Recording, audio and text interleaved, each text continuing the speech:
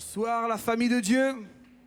Est-ce qu'on est dans la joie de venir dans la maison de Dieu ce soir? Yes. Est-ce que même si on a travaillé, on est fatigué, on est quand même dans la joie? Amen.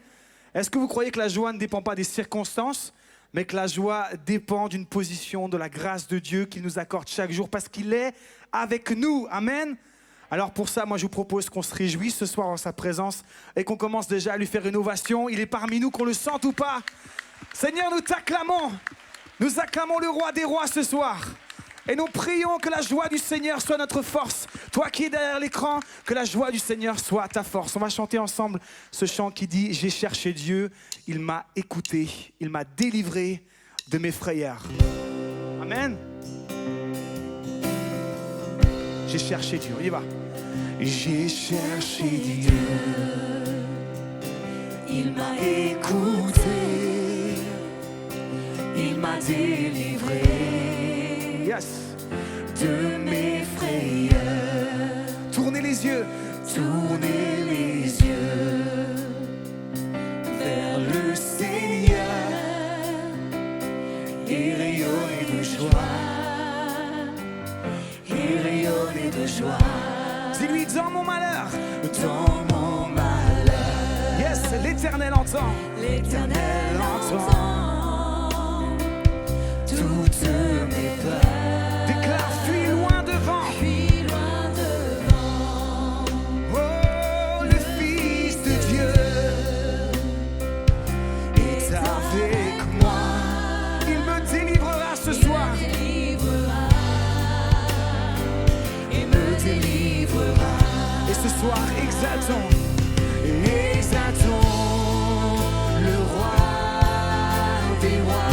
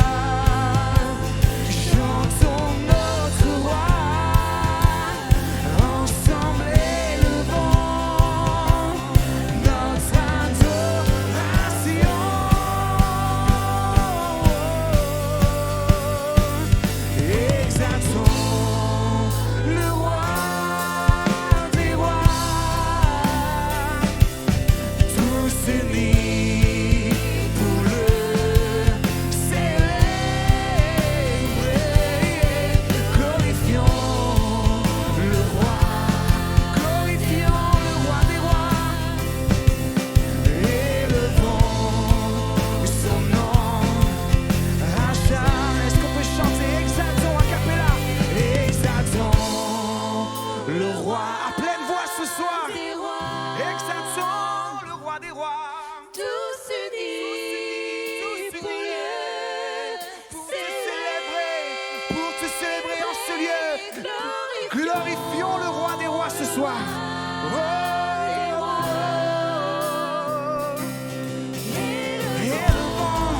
Élevons son nom.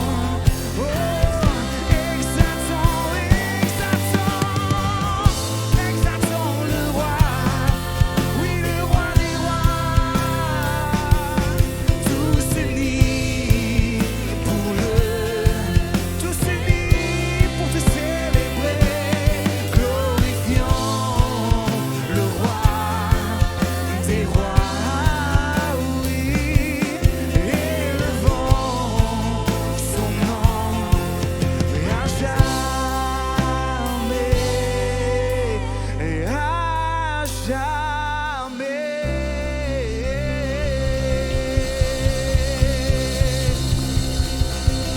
Glorifions son nom à jamais, à jamais. Le nom de Jésus,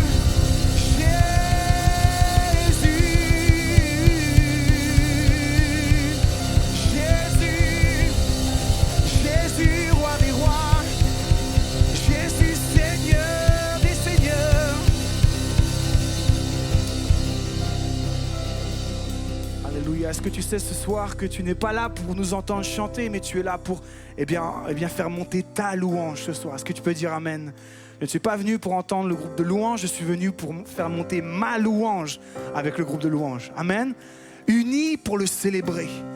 Avant qu'on chante ce chant, comme brame le cerf après des courants d'eau, je crie à toi. Ce soir, j'aimerais juste t'encourager. C'est toi qui cries à l'Éternel. Ce n'est pas ni moi ni ton voisin qui crions pour toi. C'est toi qui cries à l'Éternel pour ta vie.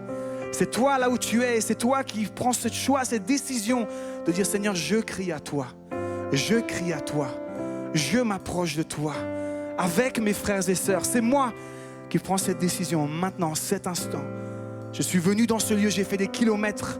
Pour certains, vous êtes bloqués derrière les écrans dans votre lit. Vous ne pouvez pas venir pour d'autres raisons. Mais vous avez fait le choix de vous connecter. Vous avez fait le choix ce soir de vous approcher. Pas parce que c'est sympa, simplement la musique, parce que vous voulez vous approcher de Dieu. Alors ce soir, là où tu es, simplement, mais qu'on puisse fermer les yeux un instant et nous tenir devant le roi des rois, le Seigneur des seigneurs. Il ne s'agit pas de moi, ni de Matthieu, ni du prédicateur, ni des chanteurs, ni des musiciens, ni de la technique, ni des lumières, ni de rien du tout ce soir, si ce n'est de nous approcher du roi des rois et du Seigneur des seigneurs. Honorons sa présence un instant et commence à faire monter ta prière. Et dis, Père, me voici devant toi. Me voici devant toi, Seigneur. Et toi qui es derrière l'écran, qui ne peut même pas ouvrir la bouche, je vais prier pour toi en cet instant. Alors que vous commencez à prier, je vais prier pour ceux qui ne peuvent pas élever leur voix. Pensons à vous derrière les écrans. Seigneur, tu vois ces frères et sœurs, Seigneur, qui ne peuvent élever leur voix, Seigneur, mais qui veulent ce soir connecter avec le ciel, honorer leur Dieu, célébrer leur Dieu, malgré les circonstances difficiles que la vie leur a offertes. Seigneur, je prie pour ces frères et sœurs ce soir et je réclame que ta grâce se manifeste dans leur vie. Père, qu'ils soient visités par l'onction de l'Esprit de Dieu, là où ils se trouvent. Que cette salle soit remplie, Seigneur, d'une onction nouvelle pour la louange, une onction nouvelle pour l'adoration. Oh Seigneur, tu viens réanimer une flamme, un feu dans notre cœur, afin que nous puissions te servir et t'aimer de tout notre cœur. Afin que là où dans nos vies, il y a encore du compromis, là où dans nos vies, il y a encore du péché, toutes sortes de choses qui nous séparent de toi. Seigneur, que parce que tu es là, et parce que ton onction remplit nos vies, et parce que ton esprit agit en nous, oh Seigneur, nous puissions t'aimer, te servir, te connaître. Je prie pour une nouvelle révélation du Père, une nouvelle révélation du Fils, que ton peuple te connaisse tout à nouveau, Seigneur. Oh, que ton peuple t'aime tout à nouveau, Père, et que nous soyons remplis d'un amour débordant, Seigneur, pour ta présence, d'un amour pour la louange, d'un amour pour l'adoration, d'un amour pour l'obéissance, d'un amour pour craindre Dieu. Oh Seigneur mon Dieu, nous avons tant besoin de toi. Oh, nous avons tant besoin de toi. Nous voici devant toi, comme brame le cerf. Oh, comme brame le cerf. Comme Après des courants d'eau, je crie à toi. Je soupire après toi. Mon âme a soif du Dieu vivant. On va chanter comme brame le cerf, on y va. Comme brame le cerf, après des courants d'eau, je crie à toi. Oui, je crie à toi. Je soupire après toi. Mon âme a soif du Dieu vivant, car tu es Jésus. Tu es Jésus, mon seul soutien. Je veux unir mon cœur au tien. Comme brame le cerf après des courants d'eau, je crie à toi. On va chanter comme brame le cerf. Comme brame le cerf après des courants d'eau, je crie. Est-ce que je peux entendre le peuple de Dieu crier vers le Seigneur ce soir? Sa louange. Oui, je soupire après toi. Mon âme a soif. Oui, du Dieu vivant. Oui, tu es Jésus, mon seul soutien. Je veux unir mon cœur. Oui, tu es Jésus. Tu es Jésus, mon seul soutien. Je veux unir mon cœur au tien. Comme brame le cerf après des courants d'eau, je crie. Est-ce que je peux demander aux sœurs de chanter comme brame le cerf? Comme brame le cerf. Mes sœurs, pendant ce temps, mes frères, vraiment simplement, tenons-nous devant le Seigneur. Je crie à toi. Je soupire après toi. Mon âme a soif du Dieu vivant. Mes frères, chantez avec moi, comme brame le cerf. Comme brame le cerf après des courants d'eau, je crie à toi. Je soupire après toi. Mon âme a soif du Dieu. Et tous ensemble chantons. À quoi bon me désoler? À quoi bon me désoler? À quoi bon me la? À quoi bon, oui, à quoi bon me désoler? À quoi bon me lamenter? Je veux te célébrer. Toi seul est mon sauveur. Tu es mon Dieu. Que ces lieux soient visités par ta sainte présence.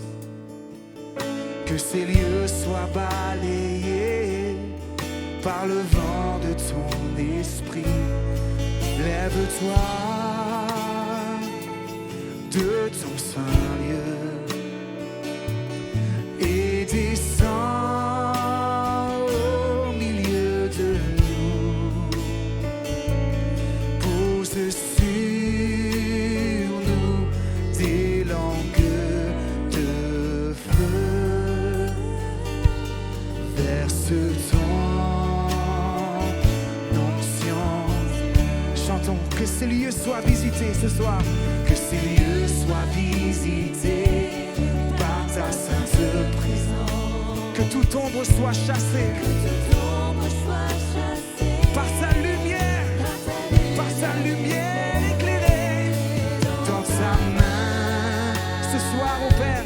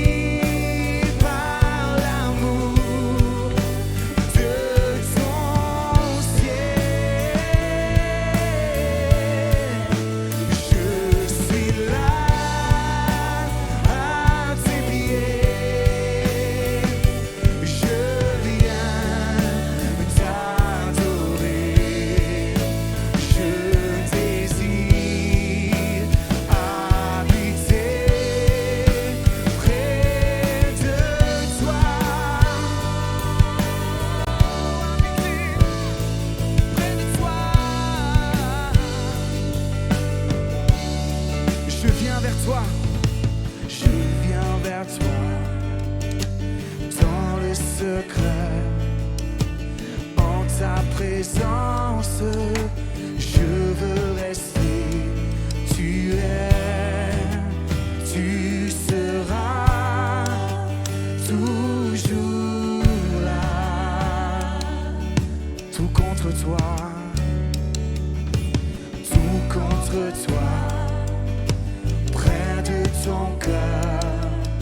Je peux entendre ta voix, Seigneur. Tu es, tu seras toujours là. Ébloui devant toi, éternel.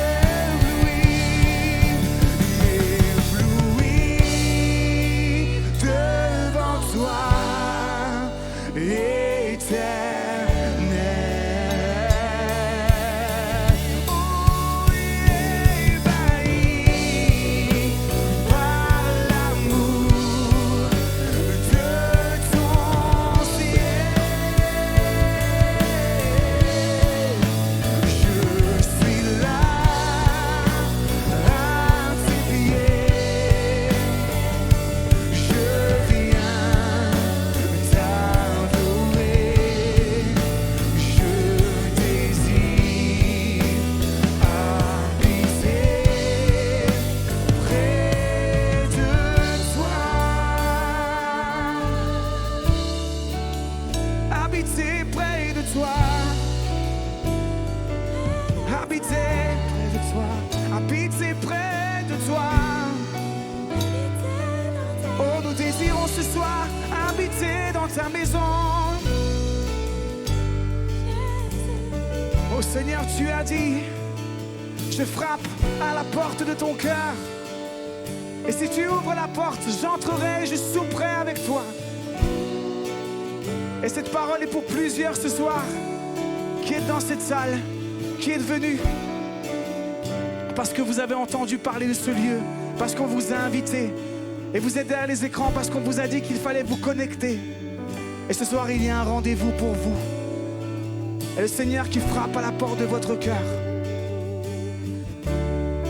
Et si tu ouvres la porte, il entrera et il soupera avec toi.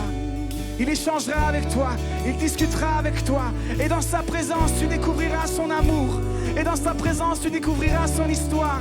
Et dans sa présence, tu découvriras qu'il est Dieu, qu'il est ton sauveur, qu'il est ton Père, qu'il est ton Père. Ora mama seto roma shera makasando. Era mama senda rama kezande. Era mama sendo reba scendere mezzando. E rimando vi sempre le damo te. E rimando sviando mi sei. Irido miando. Irido rirade rade. Che resora mandi risade. Che redove la tirinare. Che redove nambi se. Irando viesciara manda deride. Se ne ramando merade. Oh, irame.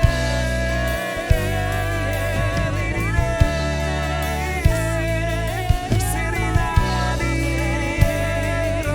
Che rinnovi ririere. Che risolvi canami rento. Che la mobiliara lui sei il migliore. Che renamba rambe. Che remuove il sole velante. E vanno rana che somerà. Che romele corre mandarado. Che yamarado vire sanote. Eravamo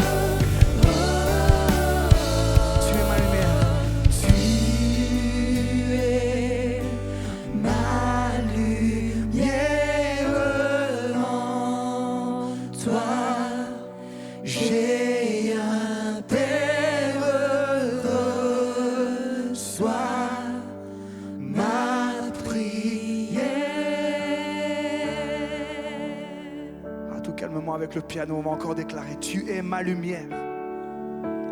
Tu es ma lumière. Oui, en toi, j'ai un Père heureux. Sois ma prière. continuons. Tu es ma lumière, tu es ma lumière, tu es ma lumière ce soir. Tu es, déclare, ma lumière. En toi j'ai un Père. J'ai un Père. Reçois ma prière.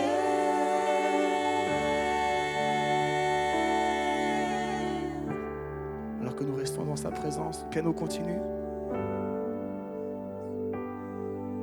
Plusieurs ce soir, le Seigneur veut guérir parce que tu n'as pas eu de père sur cette terre. Et tu souffres de ce manque dans ta vie. Tu le retrouves dans tes relations, tu le retrouves dans ton histoire, tu le retrouves à plein de niveaux de ta vie. Tu as manqué de repères. Tu as manqué d'un père qui te reprend, d'un père qui t'aime. Pour certains, vous avez subi la violence de votre père. Et la notion de père est quelque chose de très difficile, de très douloureux dans votre vie. Et ce soir, le Seigneur veut guérir, veut restaurer. Il veut venir dans sa présence avec douceur et venir vous dire, je suis un bon père. Je suis ton père. Je ne suis pas celui que tu as connu. Je suis un bon père et je t'aime. Reçois ces paroles ce soir comme un baume sur ton cœur. Sache que je t'ai désiré. Sache que je t'ai créé. Et que rien ici-bas sur cette terre ne pourra t'éloigner de mon amour, pourra t'éloigner de ma grâce. Tu as été désiré, tu as été voulu parce que je t'ai créé. C'est moi qui t'ai aimé le premier et j'ai donné ma vie pour toi afin que tu reçoives la vie en abondance, afin que tu marches sur mes pas, ceux que j'ai précédés, pour que tu marches dans la vie, dans la joie et dans la paix. Reçois ce soir ces paroles de ma bouche comme un baume sur ton cœur et tu verras que tu vivras. Tu verras que tu vivras et que tu découvriras combien je suis bon et combien je t'aime. Dis le Seigneur qui t'aime. Alléluia, le Seigneur parle également à un homme. Monsieur, vous êtes confondu par la présence de Dieu ce soir. Et vous ne savez pas exprimer ce que vous ressentez, mais vous ressentez quelque chose. C'est intense, ça vibre au fond de vous. Et c'est la présence de Dieu que vous ressentez ce soir. Vous êtes confondu par cela parce que vous ne l'avez jamais expérimenté. Et le Seigneur vous cherche. S'il a permis que ce soir vous viviez ce rendez-vous, c'est parce qu'il vous cherche. Et tout au long de votre vie, il vous a appelé. Vous êtes dans une situation, somme toute compliquée, vous n'avez plus d'emploi et vous avez l'impression que votre vie ne sert à rien. Non seulement vous ne voyez pas de belles choses se produire, mais vous avez surtout la désagréable sensation que votre vie ne sert strictement à rien dans ce monde. Et Dieu vous cherche. Et il vous dit, si tu veux que ta vie soit utile, il faut que tu me la donnes. Si tu veux que réellement ta vie porte du fruit, il faut que tu me la confies. Parce que c'est seulement entre mes mains qu'elle portera du fruit. C'est seulement entre mes mains qu'elle servira à quelque chose d'utile, à quelque chose de plus grand que toi. Parce que tu as toujours eu l'impression d'être plus petit que les autres. Mais moi je te le dis, moi qui t'ai façonné, si tu me la confies, eh bien ta vie servira à quelque chose de plus grand que toi. Fais-moi confiance, regarde à moi, découvre-moi, abandonne toute ta vie entre mes mains, moi le Seigneur Jésus. Et alors tu verras des choses qui te dépasseront, parce que je t'aime et parce que tu es là pour un but. Et le Seigneur veut toucher et guérir plusieurs personnes ce soir, particulièrement une personne. Début de la louange, le Seigneur me montrait, vous avez un problème au niveau de votre langue et c'est par moments gênant, douloureux. Et c'est comme si je voyais, c'est une image, mais une huile qui tombait du ciel et qui coulait dans votre bouche et qui vous guérissait ce soir même. Et vous allez constater la guérison de Dieu ce soir même parce que le Seigneur vous aime. Et toi qui es malade et toi qui souffres, pose ta main là où tu souffres. Il y a le Saint-Esprit qui agit. Il y a l'onction de Dieu ce soir. Il y a des moments que nous ne devons pas rater. Et si tu as une douleur, si tu es malade, pose ta main comme un signe de foi ici ou devant vos écrans. Posez votre main. Nous nous attendons au Saint-Esprit ce soir. Père éternel, tu vois chaque main posée, tu vois les maladies, celles, Seigneur, que je ne pourrais nommer, tu vois les douleurs que je ne pourrais nommer. Il y en a tant. Mais tu es le Dieu qui nous dit que tu as payé le prix et que par tes meurtrissures, nous sommes guéris. Seigneur, ce n'est pas quelque chose que nous devons obtenir, c'est quelque chose que nous avons obtenu. Et c'est pourquoi, Seigneur, avec beaucoup de foi, Seigneur, je peux réclamer cette guérison et appeler la guérison, Seigneur, dans le corps de tous ceux qui te la demandent ce soir. Peut-être pour certains instantanément, pour d'autres dans quelques temps, mais tu es ce Dieu qui guérit encore aujourd'hui. Et Seigneur, nous te le demandons, que les malades soient guéris au nom puissant de Jésus-Christ. Au nom puissant de Jésus-Christ. Il y a particulièrement une sœur qui nous suit sur Internet et vous avez des problèmes d'ordre intime, je ne les citerai pas, mais vous avez des problèmes d'ordre intime qui vous font souffrir. C'est le temps de la délivrance, vous dit le Seigneur, et vous êtes totalement guéris. Louez Dieu, glorifiez-le, témoignez-le, afin qu'il soit élevé et que tout le monde sache que le Dieu vivant existe encore aujourd'hui. Que le nom du Seigneur soit loué et béni encore ce soir. Juste le Seigneur veut parler encore à une jeune fille. Je ne sais pas si tu es dans cette salle ou sur le net, mais dans la parole tout à l'heure où Dieu est un Père, il y a des souffrances qui sont ressorties de ton cœur. Tu souffres au plus profond de toi-même, au plus profond de ton cœur. Tu as vécu des violences, tu as été violenté. Et le Seigneur est là ce soir, il veut poser sa main sur toi. Et il te dit, mais tu es ma fille, je vais te restaurer, je vais te guérir ton cœur, je vais te permettre de vivre une intimité particulière avec moi, parce que je veux te restaurer. Je veux te permettre d'enlever tout ce qu'il y a dans ton cœur, ces souffrances, ces violences que tu as vécues. Et je veux les enlever de ton cœur. Ça ne sera plus qu'un mauvais souvenir, mais ça ne te fera plus mal. Aujourd'hui, ces souffrances te détruisent. Aujourd'hui, ces souffrances t'empêchent de construire. Mais moi, je suis ton Dieu, ton Père, et je veux prendre soin de toi. Je veux te restaurer parce que je suis venu guérir ceux qui ont le cœur brisé. Et je viens te restaurer, te dit le Seigneur qui t'aime.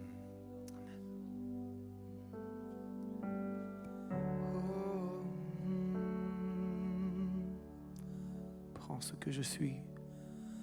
Prends ce que je suis. Prends ce que je suis. En toi je me réfugie. Prends ce que je suis. Seigneur, j'ouvre mon cœur pour te rencontrer. Brisé, je m'humilie. Prends ce que je suis. Mes peurs et mes erreurs. Mes peurs et mes erreurs, tu les connais bien. À tes pieds me voici. Prends ce que je suis.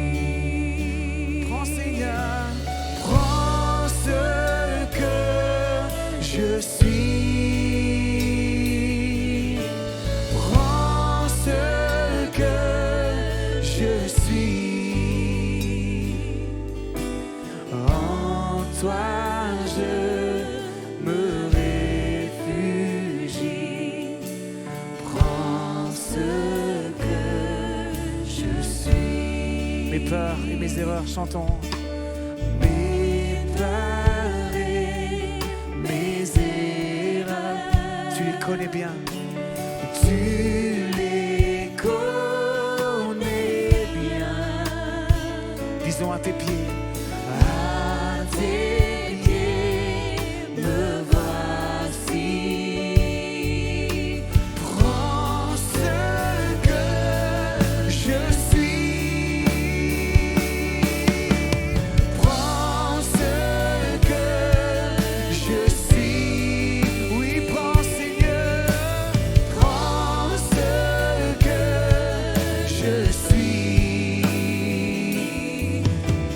En toi je me réfugie. Prends ce que je suis. Restons juste debout dans la présence de Dieu et que nous puissions prendre un temps tous ensemble dans la prière à remettre des personnes devant le trône de la grâce en disant Seigneur, viens étendre ta main sur tous ceux qui souffrent. Et je vous inviterai à prier pour tous ceux que vous connaissez qui souffrent, qui ont besoin d'une intervention divine. Élevons nos voix tous ensemble et remettons, Seigneur, tous nos bien-aimés devant le trône du Seigneur. Seigneur, merci parce que nous voulons remettre devant le trône de ta grâce tous ceux qui souffrent, tous ceux qui crient à toi. Seigneur, tous ceux qui vivent des moments difficiles, autant dans leur santé que dans leur famille, que dans leur travail, dans leur vie de tous les jours. Seigneur, nous voulons là les remettre devant le trône de ta grâce. Seigneur, je pense à Michel. Tu vois cette maladie de Parkinson qui est là et qui est en train de le détruire tout simplement. Te demandons dans ta grâce, pose ta main sur lui. Interviens, Seigneur Jésus. Que la puissance de ta présence puisse le visiter et qu'il puisse vivre ta gloire. Seigneur, merci parce que tu le connais. Et je te prie, Seigneur, que toute la confiance qu'il met en toi, Seigneur, qu'il puisse en voir, Seigneur, le fruit de ta présence en lui, la guérison totale. Seigneur, nous te le demandons. Seigneur, nous pensons à Johanna, pose ta main sur elle. Seigneur, nous pensons à tant de personnes. Seigneur, nous te demandons dans ta grâce, viens intervenir. Seigneur, je voudrais remettre toute la famille qui est en deuil. Seigneur, je te prie dans ta grâce, pose ta main sur eux. Seigneur, c'est toi le consolateur. C'est toi qui agis, c'est toi qui te manifestes. Et nous voulons te rendre à toi toute la gloire, Seigneur. Merci. Merci pour, Seigneur, tous nos frères et sœurs qui souffrent au loin. Nous pensons à tous nos frères afghans. Nous pensons à tous nos frères et sœurs d'Haïti. Nous pensons, Seigneur, à tous nos frères du Liban, de Syrie et d'ailleurs. Seigneur, d'Algérie et autres. Seigneur, nous voulons nous tenir devant toi et te demander, Seigneur, viens étendre ta main sur leur vie. Seigneur, oui, eux, ils te chantent. Seigneur, je te donne tout. Seigneur, ils donnent tout. Il y en a même qui donnent jusqu'à leur vie. Seigneur, viens étendre ta main sur eux. Viens ouvrir des chemins. Viens leur permettre, pour certains, de pouvoir fuir. Seigneur, à d'autres, Seigneur, d'être des témoins là où ils se trouvent. Seigneur, toi, tu entends les cris de leur cœur. Tu entends leurs prières. Tu entends leurs souffrances.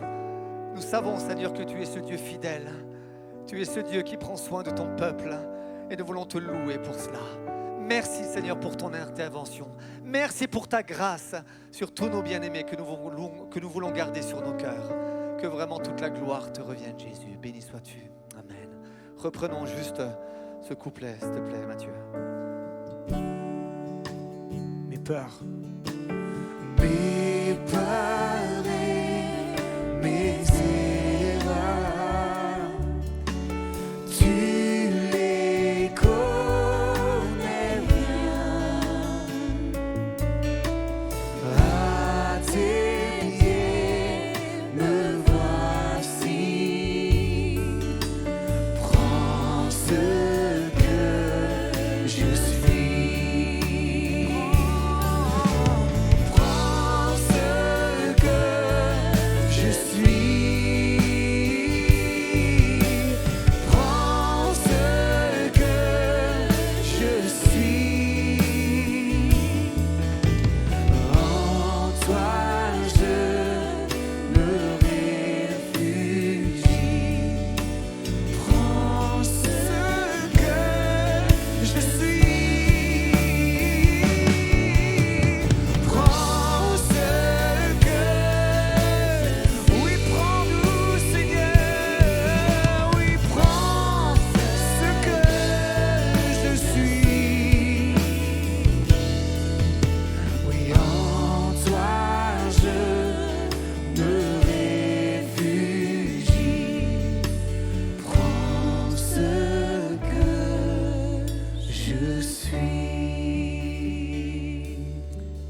Amen. Amen. Attention, c'est une prière qui peut être très dangereuse pour chacun d'entre nous. Il est facile de le chanter. Il est un peu plus difficile des fois de le vivre, de dire au Seigneur, ok, prends tout ce que je suis. Il y a des fois, il a besoin de prendre beaucoup de choses, beaucoup de choses en nous. Mais Seigneur, prends tout, que ça soit toi qui puisse régner. Alors, merci beaucoup à toute l'équipe, merci beaucoup. Soyez bénis chacun d'entre vous. Alors, je voudrais juste faire quelques petites annonces rapides. Donc, tous les dimanches, tous les mardis, sans inscription. Merci pour tous ceux qui ont fait le déplacement, qui sont là ce soir. Soyez bénis vraiment et que nous puissions encore être bénis au travers de la parole de Dieu que Jean-Marie va nous partager tout à l'heure. Donc, plus besoin d'inscription pour les enfants, sauf s'ils restent dans la salle. Bien sûr, il faut les inscrire. Donc, n'oublions pas que les enfants, à partir de 11 ans, doivent mettre un masque pour pouvoir aller dans les clubs et même aussi être dans l'église. Donc les enfants aussi partent après la louange, d'accord ? Après les dimanches matins, bien sûr, parce que le mardi soir, les enfants et les jeunes ne sont pas encore pris en charge et durant encore tout le mois de septembre, ne seront pas encore pris en charge. Mais les dimanches, les enfants, quand ils sont là, ils viennent avec vous dans la grande salle et après, du coup, ils vont, après la louange, dans leur club. Mais les enfants de la garderie jusqu'aux 3 ans peuvent tout de suite aller dans leur club. Alors vous pouvez tout de suite aller les emmener, ça sera vraiment super pour eux. Alors merci aussi de veiller à vous stationner correctement, mais vous l'avez entendu et nous savons que vous respectez cela, c'est formidable. Vendredi 3 septembre, donc c'est ce vendredi, la reprise de l'émission On s'y retrouve. Donc voilà, vous avez aussi l'habitude de cette émission et il y a un petit teaser, si je ne me trompe pas, qu'on peut lancer tout de suite. Non, il n'y en a pas ? Ah bon, il n'y en a pas. Bon, on l'a fait dimanche. Bon, ben il n'y en a pas. C'est marqué sur mon papier, mais ce n'est pas grave. Donc, c'est une émission que vous pouvez suivre, bien sûr, sur le site et sur le site et YouTube. Donc, c'est une émission qui parle de plein de choses. Donc, des fois, comme le dit très bien Ben, on s'y perd. On s'y perd des fois souvent, mais on s'y retrouve tout le temps, donc c'est génial, c'est excellent. Donc les thèmes abordés, c'est l'actualité, bien sûr, les anecdotes et les questions spirituelles. Donc le vendredi 3 septembre, donc tu as du boulot Ben, vendredi, il va travailler dur Ben, parce que là c'est la reprise, il revient de vacances. Tu étais bien reposé, et puis là de nouveau tu vas être fatigué en rien de temps. C'est fou ça, en un vendredi, les vacances oubliées. Donc reprise du perchoir. Perchoir c'est 20... Ah c'est marqué 21h30, pardon, pas sur la feuille. Excusez-moi, 21h30, reprise du perchoir à 19h30 dans la grande chapelle. Samedi 4 septembre, extrême, pour tous ceux qui veulent aller dans les rues, auprès des qui en ont le plus besoin, à 13h30 dans la salle JSP, donc c'est la salle à l'étage. Samedi 18 décembre, il y a le spectacle de Noël, mais nous recherchons des acteurs et des personnes pour la décoration, pour les costumes. Donc merci pour tous ceux qui ont ces talents de pouvoir vous contacter, notamment Jonathan Antoine. Il y a le téléphone et le mail qui est inscrit. Vraiment, et on a besoin de toutes ces personnes-là. Et on a besoin aussi d'acteurs, si je ne me trompe pas. Donc l'âge, c'est entre 18 et 68 ans. Alors pourquoi pas 70 ans ? Je ne sais pas. On s'est arrêté à 68. Il faudra demander ça à Thibaut, moi je ne sais pas. Donc les répétitions, si vous vous engagez, auront lieu de septembre à décembre, une fois par semaine. Donc c'est un engagement sérieux que vous prenez pour pouvoir faire et participer à ce spectacle. Donc pour tous ceux qui veulent aussi se faire baptiser, vous pouvez vous faire connaître et notamment téléphoner au secrétariat. Il y a aussi le numéro qui est affiché et prendre un rendez-vous avec un pasteur. Mais avant le rendez-vous, on vous encourage d'aller sur le site de la Porte Ouverte et d'écouter l'enseignement que Jean-Marie a partagé. Voilà. En tout cas, on se réjouit pour tous ceux qui veulent se faire baptiser. Venez nous voir, on est très heureux de vous connaître. La chorale gospel, LPG, recherche alors des musiciens. Donc il y a des pianistes, des bassistes, des trompettistes et des saxophonistes. Et des choristes aussi. D'accord ? Donc tous ceux qui ont ce talent, ces talents même, si vous savez tout faire, c'est carrément extraordinaire. Bon, vous n'allez pas pouvoir faire tout en même temps, c'est compliqué quand même. Mais vous pouvez vous faire connaître aussi là à Déborah. Là aussi, il y a le numéro de téléphone et le mail qui est inscrit. Si vous voulez des infos, vous n'avez pas eu le temps de noter, vous pouvez téléphoner au secrétariat et comme ça, vous allez avoir toutes ces infos. Voilà, je crois que je vous ai tout dit. Je vais laisser la place à Jean-Marie Et comme ça, il va nous apporter la parole de Dieu que Dieu a mis sur son cœur ce soir. Sois béni, Jean-Marie. Merci Jérémy, merci à chacun. Bonsoir, merci d'être là. Vous avez bien fait. Ah oui, vous pourriez être en train de vous ennuyer, je ne sais pas où. Vous êtes là, vous êtes bien, hein? Voilà, on est bien. Merci Seigneur de bénir encore ta parole puisqu'elle est puissante, hein, et qu'elle peut faire du bien à nos cœurs, nous instruire, nous changer, nous transformer parce qu'elle donne la vie. Merci Seigneur, au nom de Jésus. Amen. Oui, j'avais à cœur de rappeler que la parole de Dieu est puissante. Hein. N'importe quelle parole de Dieu est capable de porter la vie, de transformer, de changer, d'opérer des miracles. Hein. On a quelquefois, chacun on a dans notre tête une panoplie de versets qui nous sont plus familiers et qu'on sort plus facilement de notre carquois, qui nous paraissent des versets très puissants. Mais je suis sûr que n'importe quel verset de la Bible, n'importe lequel, même ceux qui nous paraissent neutres, sont tous sont puissants et capables d'opérer des miracles, de changer, de transformer. Hein, Jésus utilisait des versets du Deutéronome que nous regardons un petit peu comme difficiles, secs, arides. Et Jésus les avait utilisés dans son combat contre le diable dans le désert. Hein, et rien qu'avec le Deutéronome, il la met en fuite. Et ce n'est pas tous les chrétiens qui utiliseraient, qui auraient le Deutéronome comme livre de base. Hein. Mais Jésus, lui, savait s'en servir. Je suis sûr que tous les versets... Alors, je ne dis pas ça pour justifier le fait que ce soir, je vais prendre des versets dans des livres historiques et dans l'Ancien Testament, mais c'est parce que je le crois profondément. Voilà, donc dimanche, j'avais le plaisir, en tout cas le plaisir pour moi, vous, je ne sais pas, mais moi j'aime bien. Donc j'avais le plaisir de vous parler d'un des personnages périphériques au roi David, qui était Absalom. Et je voudrais ce soir vous parler d'un autre personnage et qui va un petit peu, c'est un petit peu malheureusement un parcours aussi difficile qui se termine pas bien, c'est celui de son général en chef Joab. Donc dimanche je vous présenterai un livre que j'ai écrit sur la biographie de David et donc la librairie Philadelphie vous le présentera dimanche. Voilà. Donc qui est ce Joab? Eh bien, Joab, donc mon titre, il faut commencer par le titre, c'est bien de commencer par le début. Le titre ce soir, c'est Joab, le grand général à la fin misérable. Bon, il y en a qui disent, ça y est, dimanche, c'était pas marrant. Eh bien voilà, c'est comme à la belote, il y a belote et rebelote. Alors, Joab, premièrement, Joab, voilà, ça c'est le titre, Joab, le grand général à la fin misérable. Mon premièrement, c'est Joab, le général en chef de David. Et qu'est-ce qu'on sait de ce Joab? Eh bien, d'abord, il faut rappeler que Joab était un parent de David, c'était le fils de sa sœur Tseruja, donc pour David, c'était son neveu.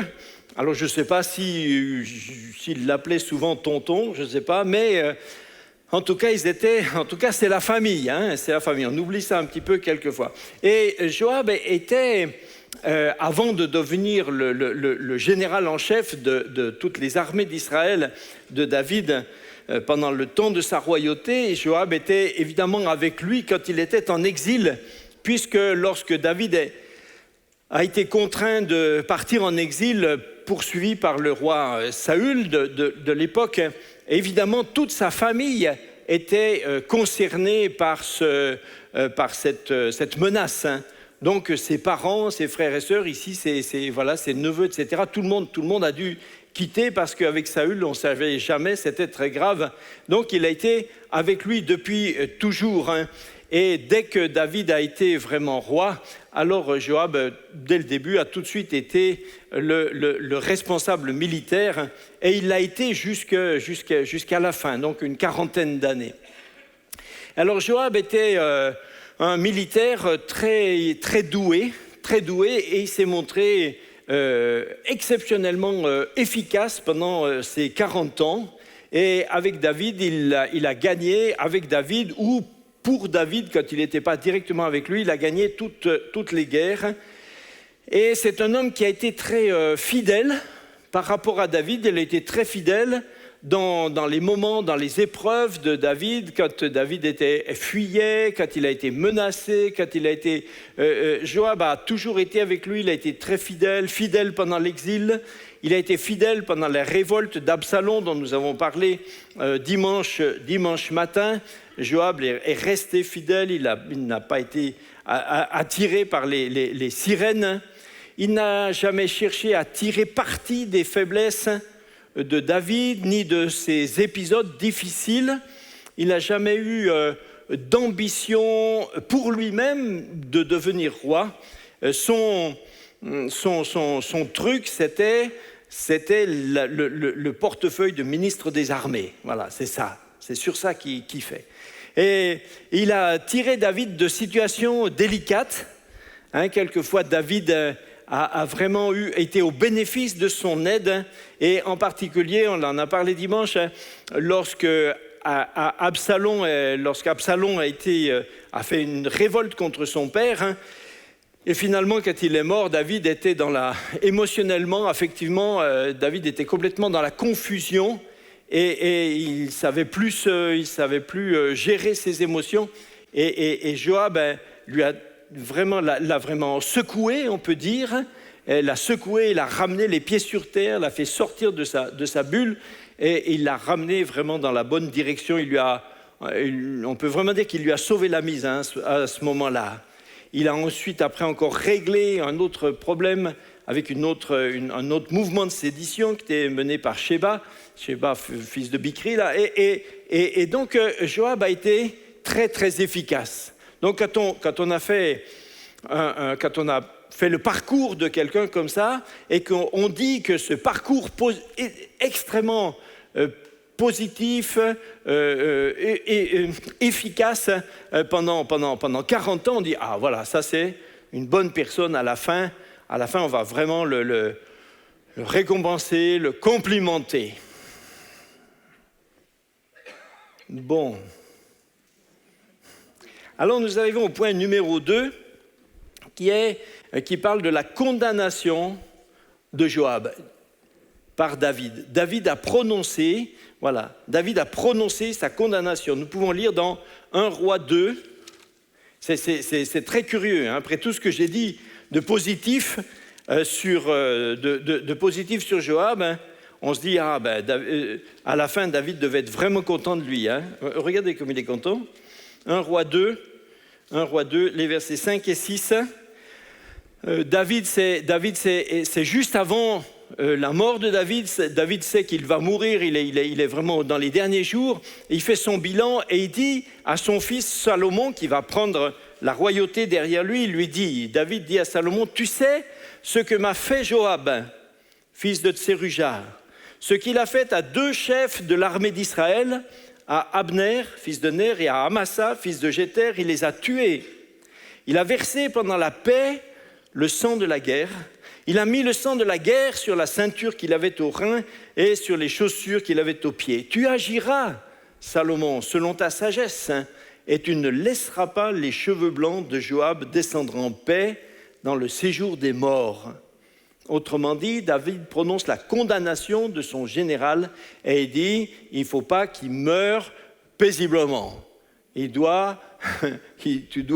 est condamné, il faut qu'il soit condamné à mort, il faut qu'il soit exécuté. Alors, on est évidemment surpris par ça et on se dit, mais donc, essayons de remonter. Quelles sont les raisons pour David? Quelles sont les raisons de cette condamnation? Vous voyez, je vous aide à faire de l'étude biblique un petit peu plus rapide parce que quelques-uns, vous avez une Bible qui reste étrangement neuve pendant des années parce que quelques-uns ne la lisent pas beaucoup, et vous avez grand tort. Alors, donc, nous allons voir les deux raisons qui sont invoquées. David a dit, il a tué 2 chefs de l'armée d'Israël, Abner et Amasa. Alors, on commence par le premier. Voilà, Abner, on va voir, premier reproche de David, la mort d'Abner. Premier reproche, la mort d'Abner, normalement, ça arrivera après. Et donc, qui est ce Abner? Eh bien, Abner dirigeait, on mettra le verset après, merci. Abner dirigeait l'armée d'Israël quand David a pris la royauté. Quand Saül est mort, David est devenu roi. Mais il est d'abord devenu roi sur seulement une partie, sur seulement sa tribu, la tribu de Juda. Et à ce moment-là, les autres tribus se sont regroupées avec un autre roi qui descendait de Saül. Et le général de cette coalition, qui s'appelait Israël, le général de cette coalition était un certain Abner. Or, le problème d'Abner, c'est que lui-même confessera à la fin qu'il savait depuis le début que Dieu a donné l'onction à David pour être roi. Donc il sait que c'est David que Dieu a oint pour être roi, et malgré ça, ça l'arrange politiquement de suivre un autre parti. Donc déjà, je me dis, voilà quelqu'un qui est un rebelle. Devant Dieu, c'est un rebelle. Et puis Abner donc a poursuivi ce chemin avec ce roi concurrent à David, jusqu'à ce qu'à un moment, il s'est rendu compte qu'il avait tout misé sur, on dit quelquefois, sur le mauvais cheval. Il s'est rendu compte que politiquement, c'était la débandade. Alors il abandonne le roi qu'il servait, qui s'appelait Ishbosheth, et puis il décide, de manière unilatérale, il décide de revenir à David. Il abandonne l'autre, donc quelque part, il trahit son chef. Il vient voir David, et David est tout content. Il se dit, tiens, avec lui, comme ça, je vais rallier tout le monde à moi.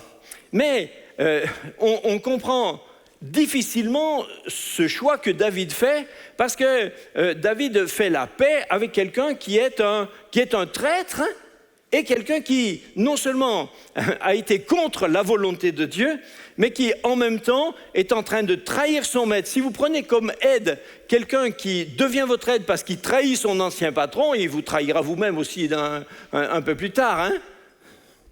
Alors, on comprend difficilement que David ait fait ce choix sans regarder. Et puis surtout, le problème, c'est que David fait avec Abner cette espèce d'arrangement, mais il n'en parle même pas à son principal collaborateur.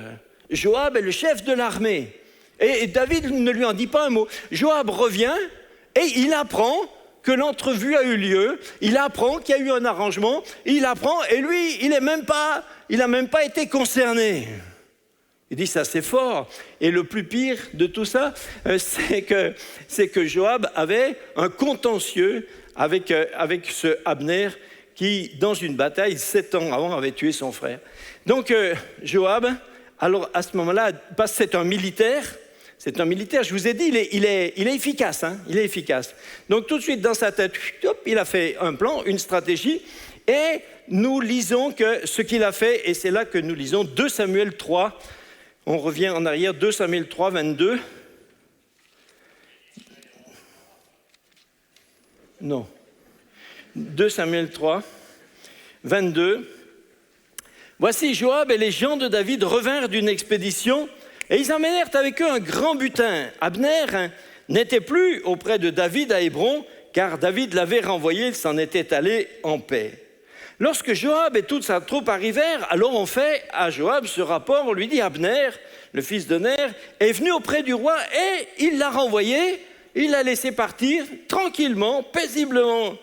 Joab se rend chez le roi, furieux, lui dit « Mais quoi? Qu'est-ce que tu as fait? Abner est venu ici, chez toi, et toi, tu l'as renvoyé comme ça, tu l'as laissé partir tranquillement?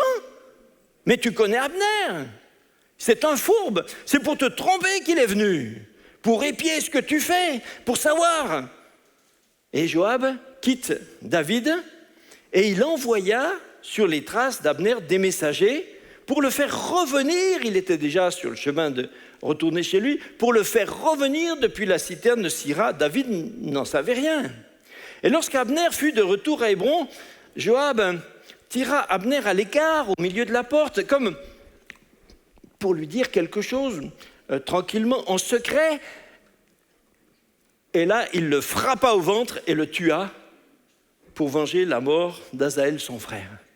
Donc vous voyez que Joab, d'accord, c'est un type efficace.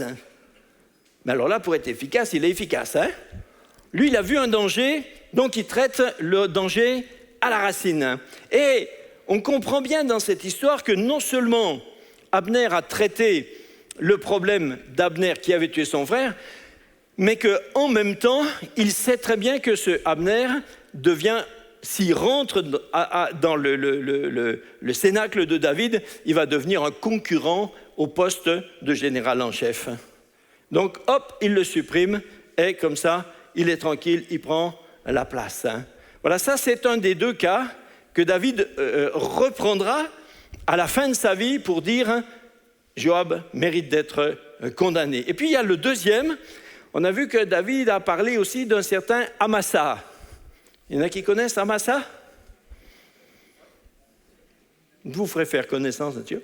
Alors Amasa, lui, c'est encore, le cas est encore plus, est encore pire, parce que Amasa, c'est celui qui a suivi Absalom dans sa révolte, et c'est ce Amasa qui a conduit les putschistes qui voulaient tuer David, qui voulaient éradiquer, massacrer tout Jérusalem, et c'est ce Amasa qui est donc qui a conduit cette guerre pour Absalom, une guerre qui a fait, on a vu dimanche, 20 000 morts, 20 000 morts. Et David, à la fin de cette guerre, est tellement fâché avec Joab qui a tué Absalom que David nomme ce Amasa comme général de son armée. Donc c'est complètement, de la part de David, c'est complètement surréaliste. Au lieu de récompenser ses fidèles officiers qui sont donné leur vie pour lui, alors il les évacue et il met à la place le général des putschistes, celui qui est responsable de toute cette hécatombe. Et on comprend que chez David, c'est un ensemble de réactions émotionnelles impulsives, il ne consulte personne. Alors, dans cette circonstance, eh bien, Joab a été mis de côté, et là, il voit sa position disparaître. Donc, Joab va régler le problème d'Amasa. On lit dans 2 Samuel 20, au verset 8, que Joab s'arrange pour rencontrer Amasa.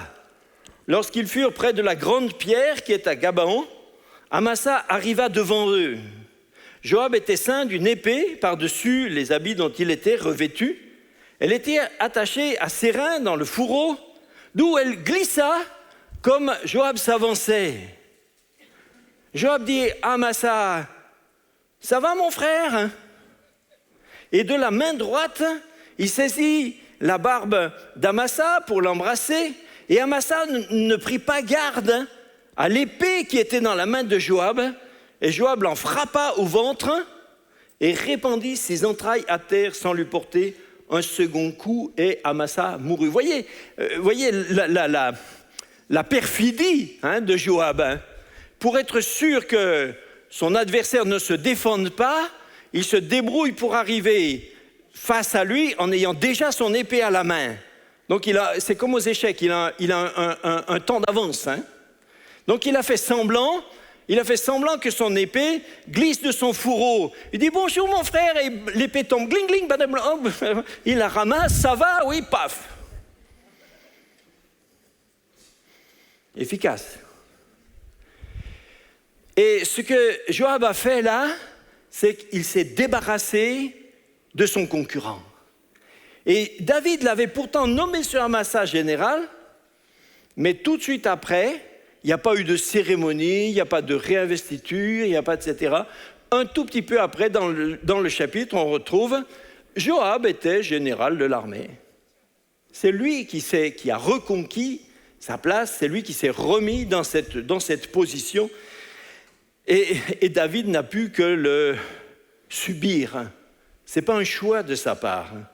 Et donc ce sont les 2 morts que David reproche à Joab. Alors évidemment, la façon dont Joab l'a fait est inacceptable. Mais d'un autre côté, on peut dire aussi que les deux nominations que David avait faites, d'Abner et d'Amasa, étaient aussi inacceptables. Mais je crois, le point numéro 3, c'est le vrai problème, pour David, le vrai problème est là, c'est que Joab a aussi tué Absalom.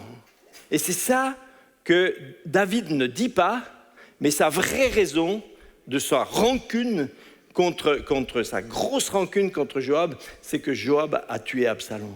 Quand Absalom s'est rebellé, alors David était émotionnellement, il était court-circuité, il était focalisé, il ne pouvait plus voir rien d'autre que ça. Et il a dit à ses soldats, doucement avec mon fiston là. Et Joab a dit, oui, attends que je le trouve. Je vais m'en occuper. Et effectivement, Joab l'a trouvé, il a tué Absalom. Et David lui en a voulu. David lui en a beaucoup voulu. Même si quelque part, alors il n'y a jamais de guerre juste, je ne veux pas légitimer la violence, ce n'est pas ce que je veux dire. Mais dans cette guerre, la mort d'Absalom mettait fin à une tuerie. Dès qu'Absalom est mort, Joab a sonné la retraite, il n'y a plus eu aucun mort à partir de là. Donc, cette mort était nécessaire, elle était légitime. Et David en a gardé rancune à Joab jusqu'à la fin de sa vie. À la fin de sa vie, il ne peut pas dire fais mourir Joab à cause de ce qu'il a tué Absalom. Mais au fond de son cœur, le problème est crucial pour lui, c'est ça. Quatrièmement, ça c'est une question qu'on se pose tous, je pense, quand on lit ça, on se dit, mais pourquoi David a dû attendre la fin de sa vie pour régler cette question? Pourquoi il n'a pas réglé ça au fur et à mesure quand les problèmes arrivaient? Pourquoi est-ce qu'attendre d'être quasiment sur son lit de mort pour léguer à son fils, comme dans une sorte d'héritage spirituel bizarre, de faire le ménage et de trucider tous ceux qui ont été défaillants avec lui? Eh bien, 2 Samuel 3, 39 nous donne un peu une idée une réponse sur cette question. Eh bien, c'est que David dit, 2 Samuel 3, 39, il dit « Je suis encore faible, quoique j'ai reçu l'onction royale, et ces gens, Joab et Abishai, les fils de Tseruja, sont trop puissants pour moi. » David, avec toute la puissance de la royauté qu'il avait avec lui des gens qui étaient dans une sphère d'influence, qui avaient une aura, qui avait une capacité d'influence sur le peuple et sur la haute société, sur l'armée, etc., qui le dépassait. Joab était trop fort, David n'a pas pu lui régler cette question avant, donc il a légué cette tâche à son fils. C'est quand même une drôle de tâche pour Salomon de commencer son règne en devant couper des têtes, c'est comme ça. En tout cas, Salomon, lui, n'avait pas de problème affectif, il n'a jamais travaillé avec Joab, il ne lui doit rien, ils n'ont pas été dans des épreuves ensemble, donc il n'a pas eu besoin de l'aide précieuse de Joab, donc il pourra régler ça. Alors, le point numéro 5 qu'on arrive, c'est que je dois encore, dans cette histoire, je dois encore sortir un autre cadavre du placard. C'est qu'il y en a encore un autre dont on ne parle pas, dans toute cette histoire, qu'on ne cite pas, mais qui existe. Et c'est Uri. Tout le monde se rappelle qui est Uri. Uri, c'était le mari de Bathsheba. Et quand on connaît cette histoire épouvantable, quand David a trompé Uri, quand il a couché avec sa femme et qu'elle s'est retrouvée enceinte, ne pouvant pas, elle était enceinte, alors David a supprimé le mari. Il a fait mourir Uri. Mais comment il a fait mourir Uri? Eh bien, il l'a fait mourir par la main de Joab. Uri était un officier. Donc David a dit à Joab, lui a envoyé une lettre que Uri lui-même a portée d'ailleurs. Vous voyez la cruauté du geste. Hein? C'est Uri qui, la bouche en cœur, apporte sa lettre de condamnation. Et donc David dit à Joab, tu feras... débrouille-toi pour faire mourir Uri. Donc Joab, sans doute au début, n'a pas très compris pourquoi il fallait faire mourir un officier valeureux, mais quand à peine 2-3 mois plus tard, à peine, il apprend que David vient d'épouser sa veuve et que visiblement elle est enceinte, il n'y a pas besoin d'être... c'est pas compliqué à comprendre. Hein?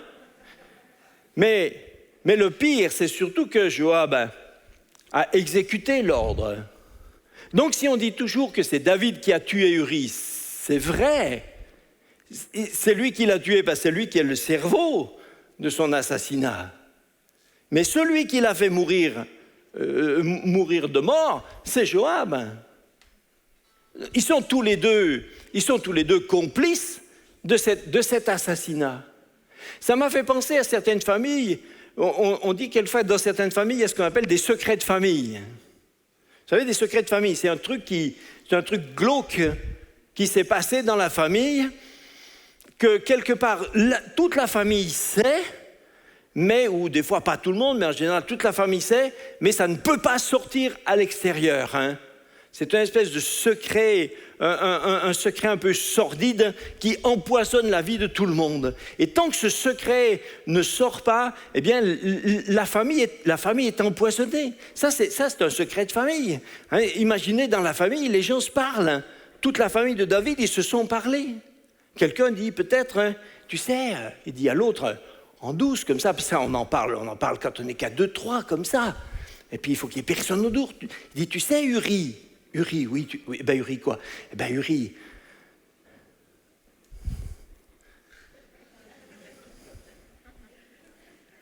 c'est Joab qui l'a fait mourir. Non, pourquoi Joab aurait fait? Mais c'est pas c'est tonton qui lui a dit de le faire. Tonton? Oui, tonton David. Ah bon? Mais oui, c'est tonton David qui l'a fait mourir. C'est un secret de famille. Le problème dans cette histoire, c'est que David, lui, il s'est repenti. Le problème de David, il est aussi énorme que celui de Joab. Que ce soit celui qui appuie sur la gâchette ou celui qui vise, hein. Ils ont la même culpabilité. Mais David, lui, a été repris par Dieu. Et lui, s'est sorti devant Dieu. Et lui, il s'est repenti. Lui, il a demandé pardon. Et lui, Dieu lui a dit, je te pardonne. Mais Joab, les fautes de Joab ne sont jamais sorties à la lumière. Joab ne s'est jamais repenti de quoi que ce soit. Joab n'a jamais demandé pardon. Joab est coupable d'un assassinat qu'il n'a jamais réglé. Et vous imaginez comment entre les deux hommes, comment ça crée une espèce de pression l'un sur l'autre. Comprenez comment David peut dire de Joab, c'est un homme qui est trop puissant pour moi. Mais oui, il est trop puissant, oui. Imaginez que David commence à vouloir vraiment traiter des questions de Joab. Joab lui dit, tu veux qu'on sorte tous les dossiers? On dit tout? D'accord, tu veux tout dire? Pas de problème, ok, on dit tout, ok. Je convoque la presse, je dis tout aussi, ça va? David se tait. C'est des moyens de pression. Parce qu'ils sont complices tous les deux de quelque chose qui n'a jamais été traité, qui n'a jamais été mis à la lumière. Aujourd'hui, en politique, vous avez des histoires comme ça. Des fois, vous avez des gens, vous avez des problèmes. On sait qu'on dit, alors on fait, dans la presse, on fait un grand pétard. Oh, on va tout mettre à la lumière. Et bizarrement, la personne dont on parle son problème n'est jamais traité parce qu'il sait trop de choses. Il sait trop de choses. Combien on en a vu comme ça? On dit, on va régler son compte et tout ça. L'autre, il dit, bon, ok, on parle? Ça va, je parle. Ça va, c'est bon. Je ne vais pas vous donner des noms, vous les connaissez. Et c'est ça, vous comprenez, on lit la Bible, mais quelquefois, on lit la Bible comme si on visitait des espèces d'images, des images aseptisées, comme si ces personnes-là étaient des espèces de personnes qui n'ont vécu qu'à travers des cadres de ministère. Mais David, c'est un ministre, oui, avec un bonhomme dedans, avec une personne dedans, avec un caractère, des motivations, avec des failles, des faiblesses, des forces. Je vous ai dit que moi, c'est un de mes modèles. Si je voulais ressembler à quelqu'un, je pense que j'aimerais ressembler à Samuel, j'aimerais ressembler à David, parce qu'un cœur comme lui, un cœur qui aime Dieu, qui adore Dieu, je ne vois pas d'autre. Hein. Mais c'est un homme qui a des faiblesses. Et ce genre de truc, il a jamais réglé. Point numéro 6, la faute qui a finalement provoqué la perte de Joab. Hein. Eh bien, à la fin, c'est un mauvais choix que Joab a fait qui a précipité sa chute.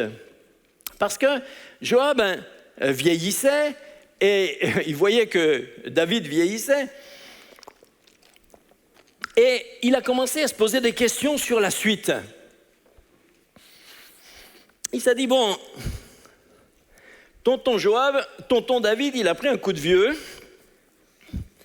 Tonton David, il a pris un coup de vieux et il ne nous a pas dit qui c'est qui prend la suite. Et suivant qui c'est qui prend la suite, moi je deviens quoi? Hein? Pas sûr, hein? Si celui qui prend derrière m'a à la bonne, il me remet dans le circuit, et sinon j'éjecte. Et ça, Joab ne pouvait pas supporter. Donc il a dit, je ne vais pas attendre, je vais prendre les devants. Donc il s'est arrangé avec un fils de David qui s'appelle Adonijah. Ils se sont arrangés tous les deux. Joab lui dit, je t'aide à devenir roi. Adonijah a dit, d'accord, tu es mon aide préférée. Il a dit, ça marche, top là. Et donc Joab a misé sur Adonijah, croyant que David, qui était déjà vraiment senior plus, il pensait que David ne réagirait pas. Donc il a dit, on fait notre truc, on s'impose, et comme ça, je garde ma place. Mais David est un homme de Dieu, oint par Dieu, rempli du Saint-Esprit, et David a dit, mais non, c'est Salomon qui est roi. Donc ils ont nommé Salomon. Ce qui fait qu'il y a eu cette tentative de prise de pouvoir, même si elle n'était pas violente, est retombée comme un soufflet qui retombe, et il s'est retrouvé comme ça à zéro. Et Salomon qui avait reçu de David cet ordre d'exécuter Joab, a dit à Joab, tu ne fais pas d'erreur, si tu fais des sottises, je te règle ton compte. Et avec une grande sagesse, Salomon a attendu que Joab lui-même fasse une erreur. Et Joab l'a faite, parce que Adonijah a continué de faire des intrigues politiques pour essayer de reprendre la main sur son frère. Et Salomon l'a compris, il a compris que Joab était derrière, et donc effectivement, il l'a fait exécuter. On arrive au point numéro 7, c'est le dernier. C'est le dernier. Et la fin pour vous, tout se passera bien. Pourquoi une si triste fin? Oui, ça c'est comme une question grave. Voilà un homme dont on vient de dire qu'il a été au service du peuple, au service du roi, dans un des rôles, les tout premiers rôles, juste après David, on peut peut-être le considérer comme le numéro 2 du régime, pendant 40 ans, avec une efficacité extraordinaire. Comment ça se fait qu'il finit désavoué, exécuté violemment comme ça? Contrairement à David, si nous lisons bien dans le texte, vous ne voyez jamais Joab prier. Joab n'a jamais prié. On ne sait pas s'il savait faire. Il n'a jamais prié. Il ne loue pas. Il n'adore pas. Joab ne cherche pas la présence de Dieu. Joab n'est jamais surpris en train de chercher la conduite de Dieu. Et nous découvrons que l'objectif de Joab, pendant ces 40 ans, tout en étant au service de David, l'objectif de Joab est d'ordre privé. Ce que Joab poursuit, c'est conserver son ministère de ministre des armées. Ça, c'est son but dans la vie. C'est sa réussite, c'est la réussite de sa carrière professionnelle. Il vit pour ça. C'est sa vie, c'est son émotion, c'est sa fibre. Même s'il vit dans le royaume de Dieu, enfin dans Israël, même s'il sert un roi qui est oint, lui-même, c'est le dernier de ses soucis. C'est pourquoi Joab n'a jamais hésité à tuer ceux qui se mettaient en travers de son chemin. Et même si on peut dire que la mort d'Abner et d'Amasa était quelque part compréhensive, et si celle d'Absalom était nécessaire par rapport aux morts, mais on voit que Joab n'avait aucune relation avec David. Comme David était capable de faire une alliance avec Jonathan, par exemple. Mais Joab n'a jamais été en relation avec David. Leur relation était très ambiguë et très fausse parce qu'elle était basée sur seulement de l'efficacité. Mais rien de spirituel, jamais d'alliance. Et finalement, la mort de Joab met seulement au jour sa vraie nature. C'est un homme charnel, c'est un homme du monde. Aujourd'hui, dans notre jargon actuel, on dirait que c'est un inconverti, mais qui est dans la maison. C'est quelqu'un qui a un rôle, mais qui n'est pas né de nouveau. C'est un homme qui est seulement centré sur sa réussite personnelle, mais sans relation avec Dieu. Alors, quelle est ma conclusion à la fin d'avoir visité très vite comme ça le parcours d'une vie dramatique? Eh bien, j'aime bien l'Ecclésiaste qui dit « Mieux vaut la fin d'une chose que son début ». C'est à la fin d'une course qu'on juge l'arrivée. C'est à la fin d'une vie qu'on fait le bilan. Mieux vaut la fin d'une chose que son début. Les débuts peuvent être beaux, mais la fin de la vie de Joab et sa mort laissent, je ne sais pas comment dire, songeur. Hein. Et peut-être même quelques-uns, des fois, lisant ce texte, je pense que certains lecteurs sont perplexes devant ce Joab. Hein. Certains se disent, mais alors est-ce qu'on peut servir Dieu toute sa vie en étant efficace pour finir quand même à la fin désavoué?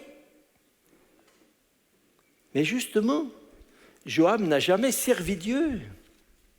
Joab n'a jamais servi Dieu. Joab s'est servi lui-même. Il s'est servi lui-même dans le service de Dieu. Vous savez, personne n'est tout bon, tout mauvais. Hein? Personne n'est binaire comme ça. Les personnages bibliques, comme nous, sont complexes. David est complexe, compliqué, j'ai dit des fois, parfois même. Mais c'est un homme qui aime Dieu et c'est ce qui l'a sauvé. Ses motivations étaient bonnes. Qu'en est-il de nos motivations? Parce que c'est ce qui fera le jugement de Dieu. C'est pas directement ce que nous faisons, mais c'est bien plus le pourquoi nous le faisons. C'est bien plus ce qui a généré ce qu'on fait. Parce qu'on peut faire des belles choses, mais les faire parce qu'il nous revient quelque chose de ce qu'on a fait. Ou alors on peut les faire vraiment pour Dieu. C'est vrai de tous les services, depuis ceux qui se font sur l'estrade jusqu'à ceux qui se font sans aucun média. Et nous sommes lucides sur nos motivations. Un des défauts que Jésus lui-même a le plus dénoncé, contre lequel il s'est vraiment fâché, c'était l'hypocrisie. L'hypocrisie, c'est justement la contradiction qu'il y a entre les vraies motivations secrètes et puis ce qui est affiché.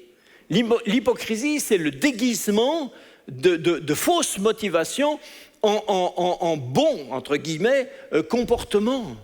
Mais Jésus dit, mais à l'intérieur, ils sont le contraire de ce qu'ils laissent voir. Ils laissent voir des œuvres, ils laissent voir une pseudo-obéissance, ils laissent voir... Mais dedans, ceux que Jésus dénonçait étaient hypocrites. Et Proverbe 4, 23, je voudrais juste finir par ces 2 versets. Proverbe 4, 23 dit garde ton cœur plus que toute autre chose, car de lui viennent les sources de la vie. Est-ce qu'on peut le redire ensemble? Garde ton cœur plus que toute autre chose, car de lui viennent les sources de la vie. Garde ton cœur. Ça, c'est un truc qui me... merci Seigneur, on a, au début de notre vie chrétienne avec Brigitte, on a appris des versets. Et ça, c'est un des versets, je pense, que j'ai appris depuis le début. Et ça s'est imprimé. J'ai dit, il faut que je fasse attention, pas seulement à ce que je fais, mais il faut que je fasse attention à pourquoi je le fais. Qu'est-ce qui se trouve à l'intérieur, hein?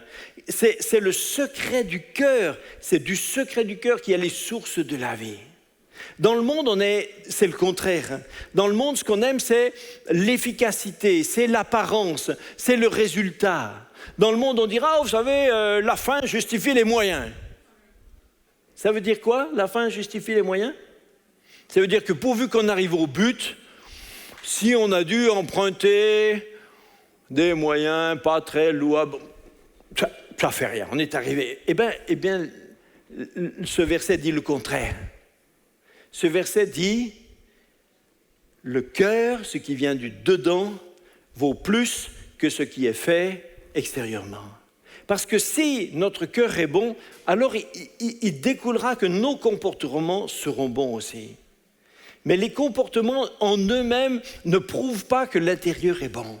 Et ça, il n'y a que chacun d'entre nous qui peut le savoir, et encore à condition d'être lucide, ce qui n'est pas toujours forcément aussi objectif qu'on croit. Mais le Seigneur, en tout cas, peut nous parler, il peut nous visiter. Est-ce que nous avons à cœur de garder notre cœur, de visiter notre cœur? Pourquoi je dis ça? Pourquoi je parle comme ça? Pourquoi je fais ça? Pourquoi j'ai tel but? Quelle est ma motivation? Je veux arriver à quoi? Pourquoi telle chose me plaît? Pourquoi telle chose m'agace?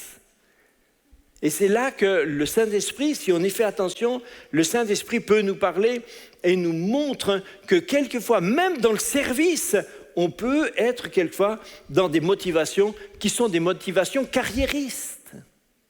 J'en parlais quelquefois quand je parle, c'est un exemple qui me revient comme ça, quand on parle par exemple, quand je parle de l'humilité,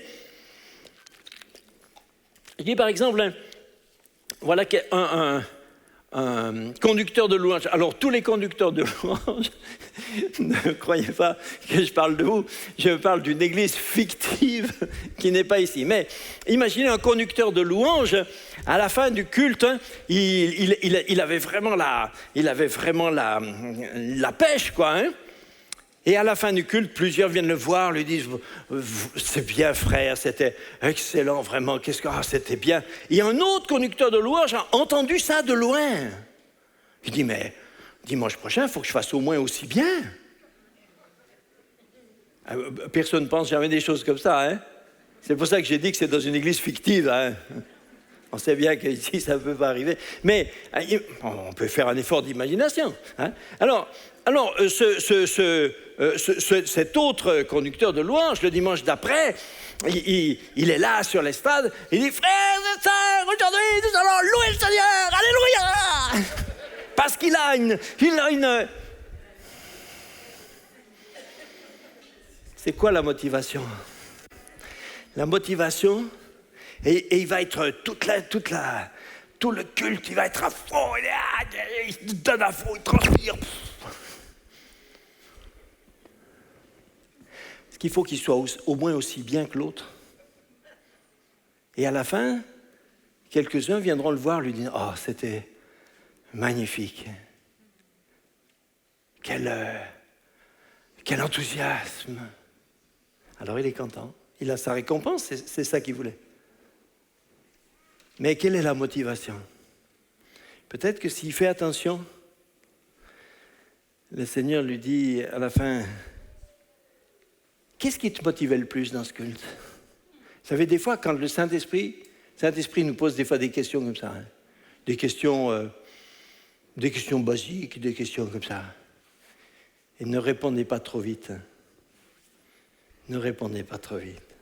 Faites attention.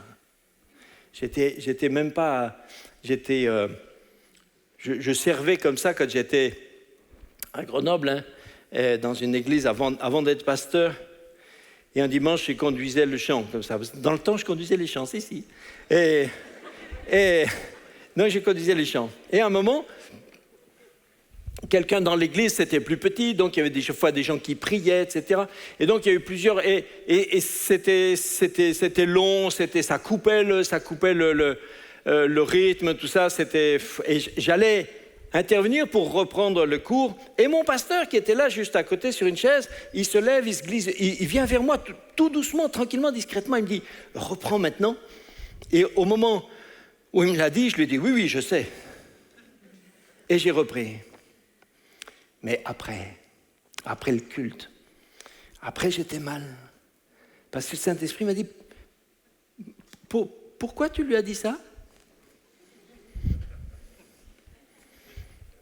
Ben, j'ai dit, non, moi j'ai dit ça. Je dis ça comme ça, non, mais non, parce que je sais, ouais,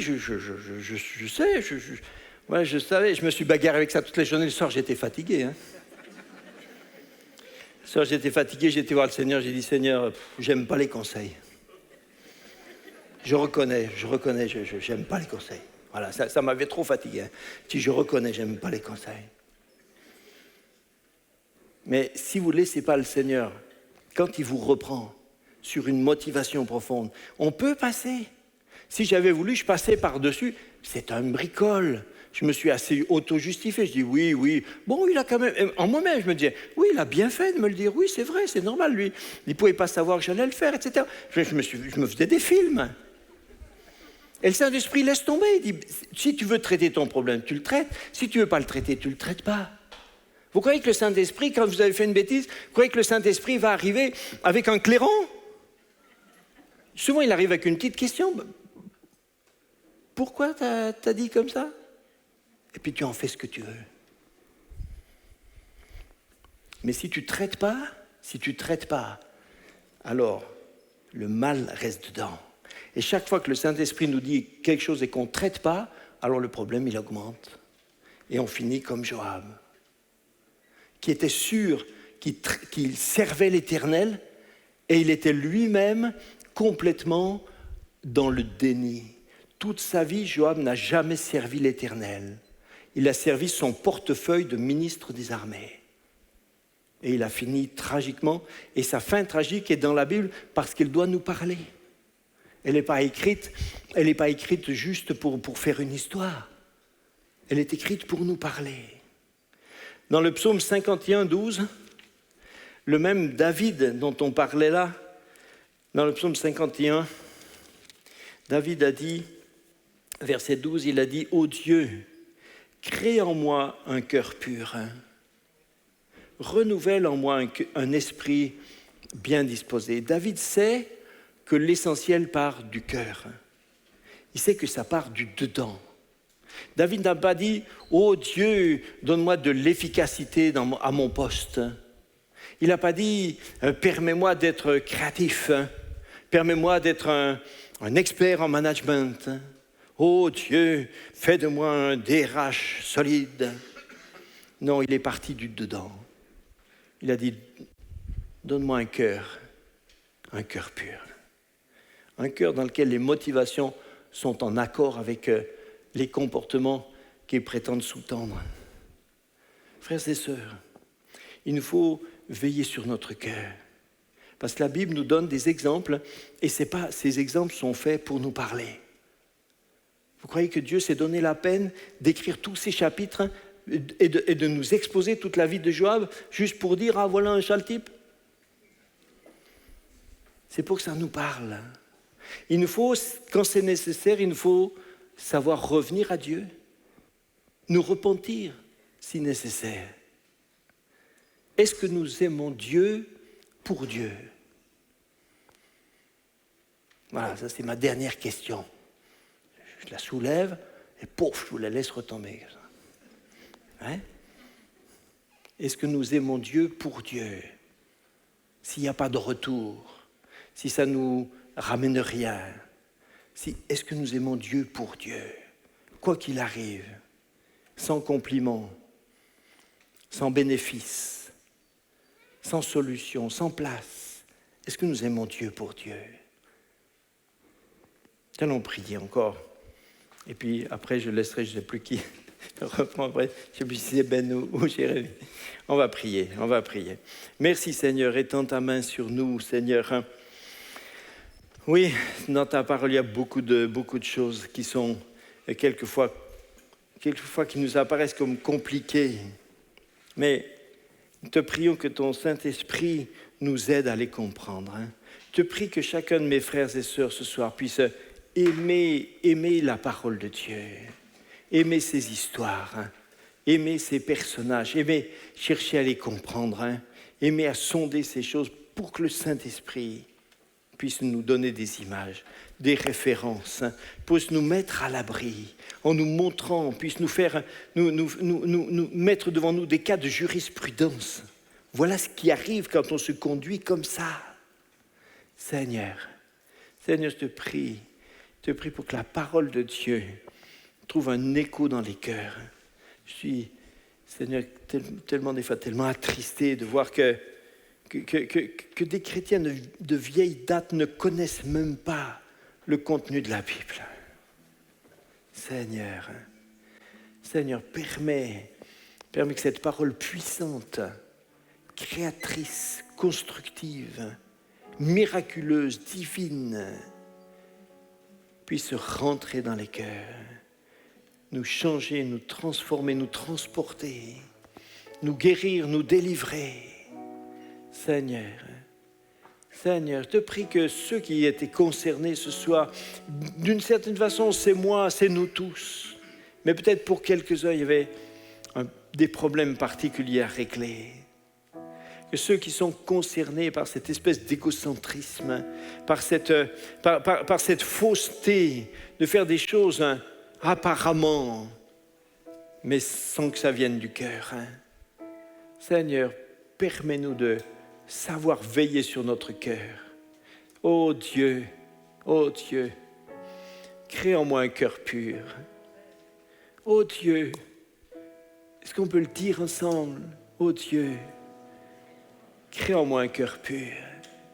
Crée en moi un cœur pur. Renouvelle en moi un esprit bien disposé. Merci Seigneur. Merci notre Dieu. Amen. Amen. Merci Jésus. Amen. Levons-nous ensemble, on va prendre encore un chant, Mathieu, si tu veux bien.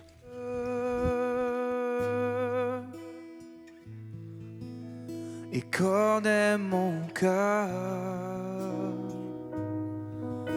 Éprouve-moi, Seigneur,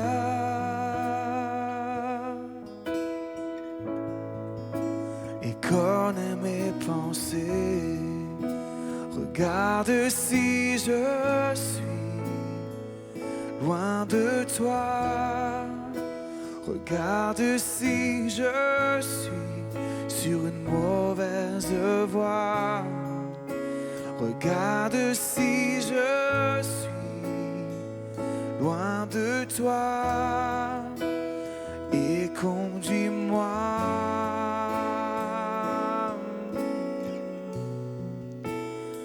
sur l'éternité. Chantons ensemble.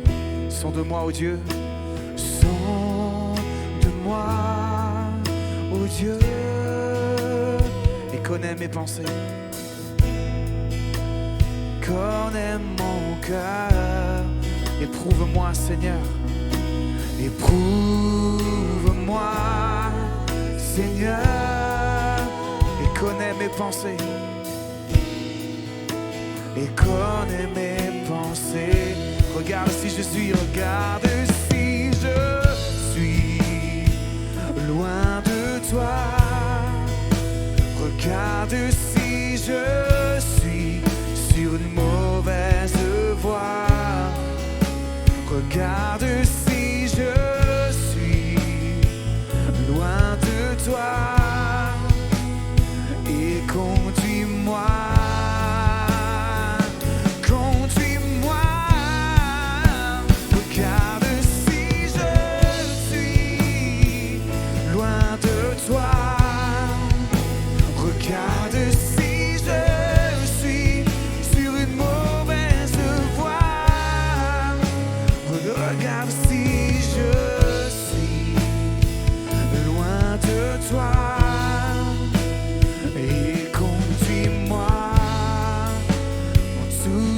Tes voix sur l'éternité. Seigneur, c'est notre prière à chacun d'entre nous. Sonde-moi, ô Dieu, et connais mon cœur. Sonde-nous, ô Dieu, et connais nos cœurs. Parle-nous, reprends-nous. Seigneur, pour que nous puissions, chacun d'entre nous, ne pas faire les choses pour juste les faire, mais que nous puissions, chacun d'entre nous, t'aimer de tout notre cœur, te servir de tout notre cœur, te désirer de tout notre cœur, pour que tu sois ce Dieu qui conduise nos vies et que nous dirige dans tes voies, à accomplir ta volonté. Qu'importe les places, qu'importe d'être vu ou de ne pas être vu, Seigneur, l'essentiel, c'est de te désirer de tout notre cœur, de te laisser à la première place, et d'avoir ce désir, Seigneur, d'être en relation, en communion avec toi. Seigneur, merci pour ta présence ce soir.